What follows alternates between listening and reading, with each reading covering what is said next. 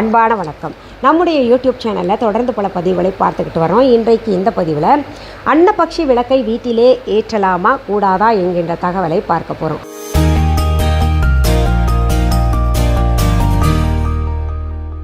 அன்னபக்ஷி விளக்கை சிலர் வீட்டிலே ஏற்றலாம் அப்படின்னு சொல்கிறாங்க, சிலர் ஏற்றக்கூடாதுன்னு சொல்கிறாங்களே, அதற்காக ஒரு பதிவு கொடுங்களேன்ற மாதிரி கமெண்ட்ஸில் கேட்டிருந்தீங்க. அதை பற்றி பார்க்குறதுக்கு முன்னாடி அன்னப்பறவையை நீங்கள் பார்த்துருப்பீங்க, அதனுடைய சிறப்புகள் என்னன்னு பார்க்கலாம். அன்னப்பறவை பார்க்கவே ரொம்ப அழகாக இருக்கும். பின்பகுதியில் பார்த்திங்கன்னா அப்படியே மயில் தோகை சின்னதாக இருந்தால் எப்படி இருக்குமோ அந்த மாதிரி இருக்கும்.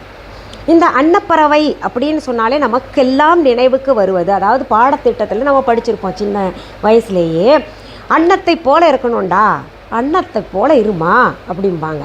அப்படி என்ன அன்னத்துக்கிட்ட சிறப்பு அப்படின்னு பார்த்திங்கன்னா, பால் கொண்டு போய் வச்சுக்கிட்டா அந்த பாலையும் தண்ணியையும் தனித்தனியாக பிரித்து பார்க்கக்கூடிய தன்மை அதற்கு இருக்குது. அதாவது பாலை மட்டுமே அது பருகி கொண்டு தண்ணியை அப்படியே விட்டுரும். அதுபோல தான் மனிதர்களும் நல்லவர்கள் யார் கெட்டவர்கள் யார் என்று வாழ்க்கையில் தேர்ந்தெடுத்து அவர்களுடன் வாழ வேண்டும் அப்படின்றது இருக்குது. அதாவது கெட்ட கூடா நட்பு கூடாது, நல்லவர்களுடன் சேர்ந்தால் வெற்றி கிடைக்கும் அப்படின்னு சொல்லுவாங்க. அன்னப்பறவையை நமக்கு உதாரணம் காட்டுவாங்க. அப்போ இதில் இருந்து ஒரு விஷயம் தெரியுது, அன்னப்பறவை அப்படின்னாலே வெற்றிக்குரிய ஒரு பறவையாக இருக்குது, வெற்றிக்குரிய ஒரு அடையாளமாக இருக்குது. இந்த அன்னப்பறவை சொர்க்கலோகத்திலிருந்து பூலோகத்திற்கு வந்ததாக கருத்து உண்டு.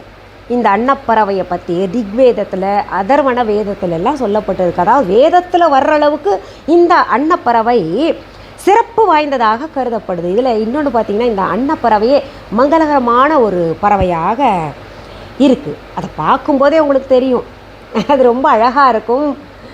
பொதுவாகவே ஒரு விஷயத்தை நமக்கு பார்க்கும் பொழுது, ஒரு பறவையோ விலங்கையோ ஒரு மரத்தையோ ஒரு பூவையோ இல்லை ஒரு மனிதர்களையோ பார்க்கும்போது மனதுக்கு குளிர்ச்சியாக இருந்து கண்களுக்கு இதமாக இருந்து அவர்களை திரும்ப திரும்ப பார்க்க தூண்டுச்சுன்னா அது மங்களகரமானதாக கருதப்படுது. அப்படி பார்க்கும்போது இந்த பறவை மங்களகரமான பறவையாக கருதப்படுது.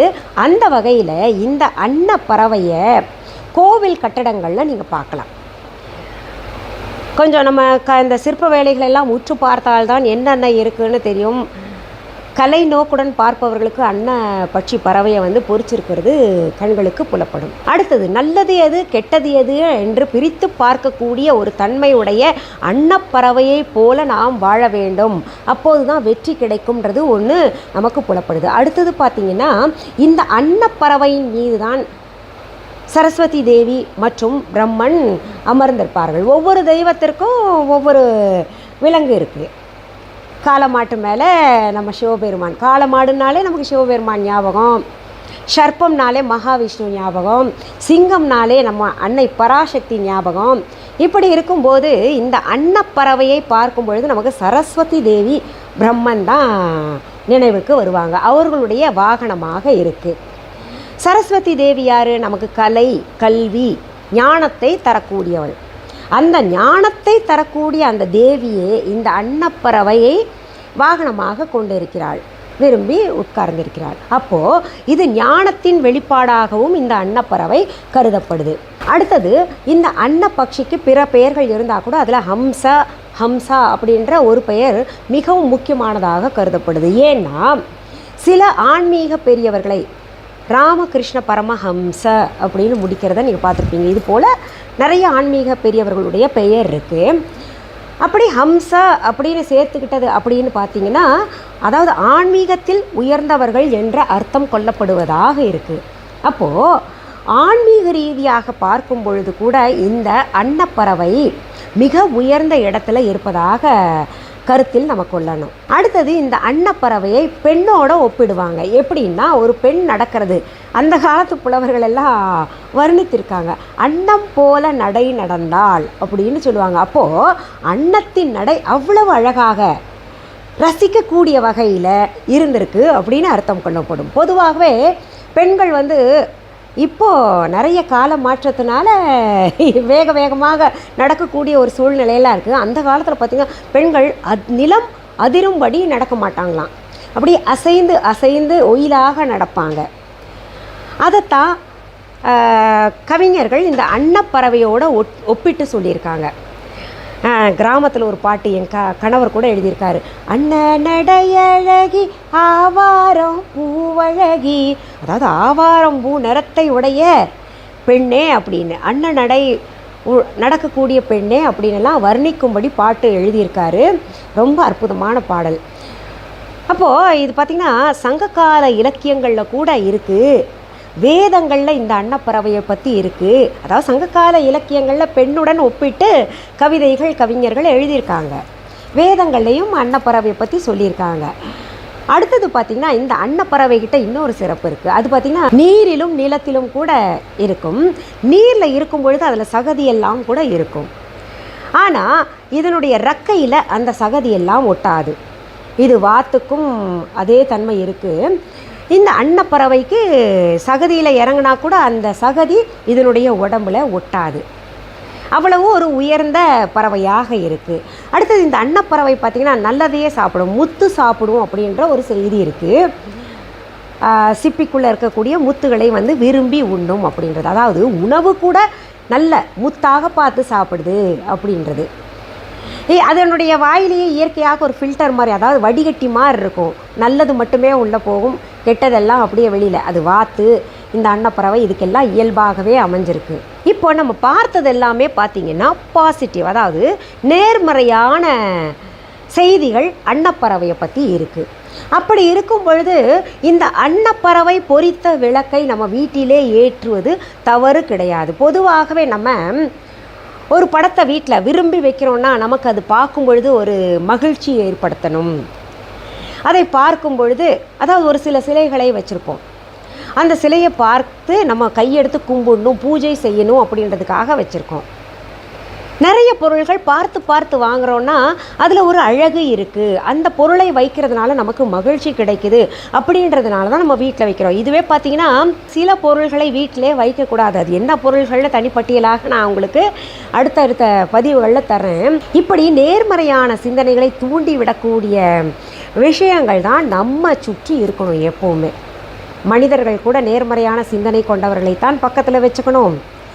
அதே போல் நேர்மறையான அலைகளை உருவாக்கக்கூடிய, நேர்மறையான சிந்தனைகளை உருவாக்கக்கூடிய பொருள்களை தான் நம்ம வீட்டில் வச்சு திரும்ப திரும்ப கண்ணில் படுற மாதிரி வைக்கணும். அப்படிப்பட்ட ஒரு உருவம் தான் இந்த அன்னப்பறவை. அதனால் இந்த அன்னப்பறவை பொறித்த, அன்னப்பக்ஷி பொறித்த குத்து விளக்காகட்டும், எந்த வகையான விளக்காக இருந்தால் கூட நம்ம வீட்டிலே வைத்து கொள்ளலாம். இப்போ உங்களுக்கு புரிஞ்சிருக்கும். அதாவது நீங்கள் வீட்டில் வைக்கலாமா கூடாதா அப்படின்றதுக்கு நான் சுருக்கமாக சொல்லிட்டு போகலாம்.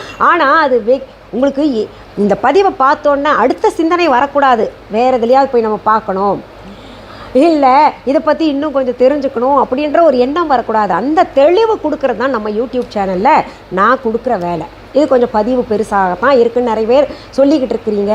பதிவு குறுகளாக சின்னதாக கொடுத்தேன்னு வைங்களேன், அது என்ன, அதில் சந்தேகம் கேட்டு இப்படி என்ன நான் சொல்ல வந்ததையே கேள்விகளாக கேட்பீங்க. இது நிறைய நடந்திருக்கு. அதனால தான் நான் வந்து முழுமையாக ஒரு நல்லது கெட்டது சொல்கிறதுக்கு முன்னாடி அதனுடைய சிறப்புகள் என்ன, அதனுடைய கெட்டது என்ன அப்படின்றத தெளிவாக உங்களுக்கு சொல்லிட்டு தான் இது பண்ணுவேன். ஒரு கட்டுரை எழுதுகிற மாதிரி தான் வச்சுக்கோங்களேன், அந்த மாதிரி தான் உங்களுக்கு சொல்லுவேன். நீங்கள் ஸ்கிப் பண்ணாமல் பார்க்கணும், அதுதான். ஏன்னா ஸ்கிப் பண்ணி பார்த்துட்டு திரும்ப நான் சொன்னதையே கேள்விகளாக தொடுக்கும் பொழுது எனக்கு கொஞ்சம் சோர்வாக இருக்குது. என்னடா இது இப்படி கேட்டுகிட்டே இருக்காங்களே, இதுக்கெல்லாம் பதில் சொல்ல முடியாது, அவங்க பார்க்கட்டும் வேணா அப்படின்ற ஒரு எண்ணமே கூட வருது. அதனால் ஸ்கிப் பண்ணாமல் எந்த பதிவையும் பாருங்கள். இந்த பதிவு கட்டாயம் உங்களுக்கு பயனுள்ள பதிவாக இருக்கும். இதை உங்களுடைய உற்றார் உறவினர்களுக்கு இதை ஷேர் பண்ணுங்கள், உங்களுடைய ஃப்ரெண்ட்ஸ் கூட ஷேர் பண்ணுங்கள், அவங்களும் தெரிஞ்சுக்கிட்டோம். சரி, இந்த பதிவை முடிக்கிறதுக்கு முன்னாடி நம்ம வீஹா ஆன்லைன் பற்றி சொல்கிறேன். வீஹா ஆன்லைன் என்பது என்னால் நடத்தப்படுகின்ற ஆன்லைன் ஷாப். இதுவரைக்கும் யாராவது எங்களுடைய Veeha online shopping app download பண்ணலைன்னா உடனே ப்ளே ஸ்டோர் ஆப் ஸ்டோர் போயிட்டு தம்ப்நெயிலில் வீஹா ஆன்லைன் ஸ்பெல்லிங் கொடுக்கப்பட்டிருக்கும், அதை பார்த்து டெக்ஸ்ட் பண்ணுங்கள், உடனே டவுன்லோட் பண்ணிக்கோங்க.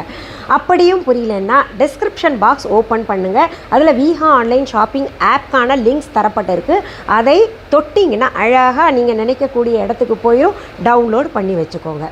இது தவிர வீஹா.ஆன்லைன் என்கின்ற இ-காமர்ஸ் வெப்சைட்டும் நாங்கள் நடத்திக்கிட்டு இருந்தோம். இதில் தான் முன்னெல்லாம் நீங்கள் ஆர்டர் போடுவீங்க. இப்போது உங்களுக்கு சுலபமாக்கும் விதத்தில் மொழி மாற்றம் செய்து கொள்ள மற்றும் உங்கள் வேறு நாட்டில் இருந்தீங்கன்னா கரன்சி சேஞ்சிங் எல்லாம் பண்ணி கொள்றதுக்காக வசதியாக நீங்கள் கேட்டுக்கொண்ட காரணத்தினால விஹா ஆன்லைன் ஷாப்பிங் ஆப் நாங்கள் உருவாக்கியிருக்கோம். இது தவிர பொருள்களை நேரில் பார்த்து வாங்கணும் அப்படின்னு நினைக்கிறவங்க சென்னை ராஜா அண்ணாமலைபுரத்தில் இருக்கக்கூடிய எங்களுடைய விஹா கடைக்கு வாங்க. உங்களுடைய விஹா கடை.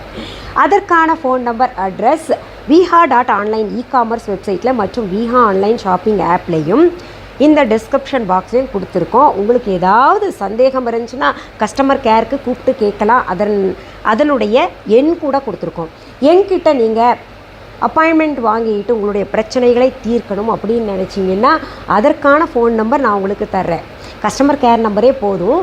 நான் பேசும்போது கூட உங்களுக்கு அந்த நம்பர் எல்லாம் வரும். அதை பார்த்து நீங்கள் உங்களுடைய அப்பாயின்மெண்ட் ஃபிக்ஸ் பண்ணிக்கோங்க. நிறைய பேர் வந்துக்கிட்டு இருக்கிறாங்க. பிரச்சனை தீர்ந்ததா மகிழ்ச்சியாக வாழ்ந்துக்கிட்டு இருக்கிறாங்க. இப்போது எப்பேற்பட்ட பிரச்சனையாக இருந்தாலும் தீர்த்து வைக்க முடியும். சரி, அடுத்தது பார்த்திங்கன்னா இன்னும் சில செய்திகள் நம்ம விஹா ஆன்லைன் பற்றி சொல்கிறேன். எங்களுடைய விஹா ஆன்லைன் ஷாப்க்கான கிளைகள் உங்கள் ஊரில் அல்லது உங்கள் நாட்டில் எங்கேயும் கிடையாது. ஒரே ஒரு கடை சென்னை ராஜா அண்ணாமலைபுரத்தில் தான் வச்சு நடத்திக்கிட்டு வரேன். இந்த விஹா கடைக்கு ரூட் மேப் கூட கூகுள் மேப்பில் போயிட்டு விஹா சென்னை அப்படின்னு டெக்ஸ்ட் பண்ணிங்கன்னா அழகாக ரூட் மேப் கைட் பண்ணி எங்கள் கடைக்கு கொண்டு வந்து உங்களை சேர்த்து விட்டுடும்.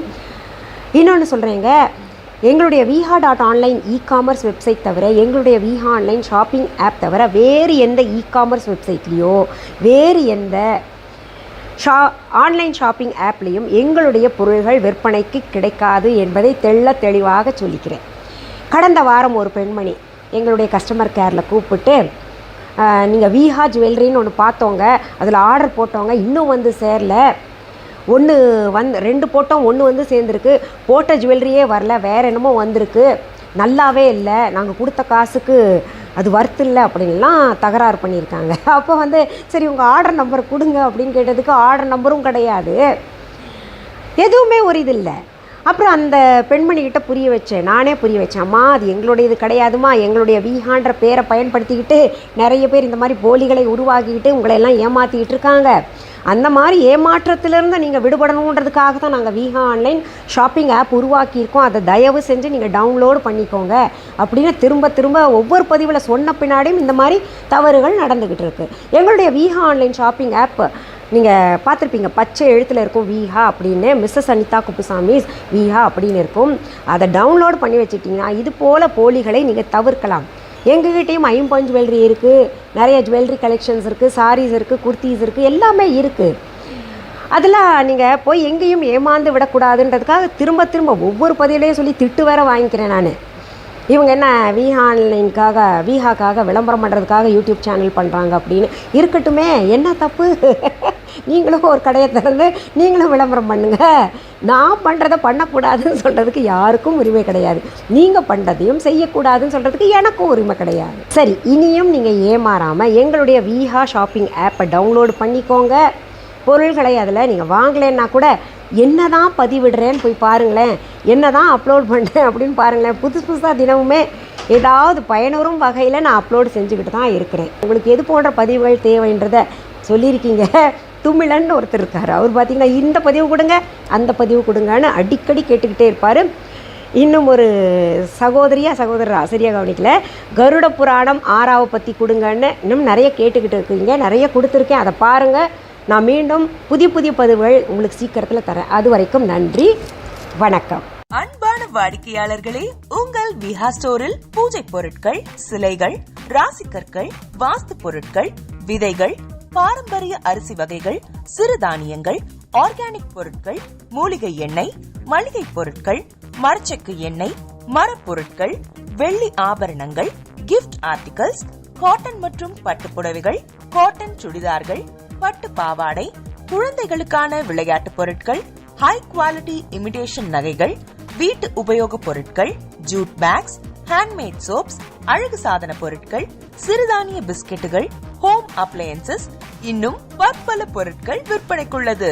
விஹா ப்ராடக்ட்களை நீங்கள் வாங்க விரும்பினால் அது எங்களுடைய viha.online வெப்சைட் மற்றும் சென்னை ராஜா அண்ணாமலைபுரத்தில் உள்ள எங்கள் விஹா ஸ்டோரில் மட்டுமே கிடைக்கும் என்பதை தெரிவித்துக் கொள்கிறோம். வேறு எந்த ஆன்லைன் வெப்சைட்களிலும் விஹா ப்ராடக்ட்கள் விற்பனைக்கு கிடையாது என்பதை நீங்கள் கவனத்தில் கொள்ள வேண்டும்.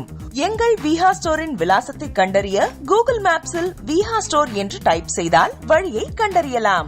www.viha.online வெப்சைட்டிலும் விஹா ஸ்டோரின் அட்ரஸ் உள்ளது.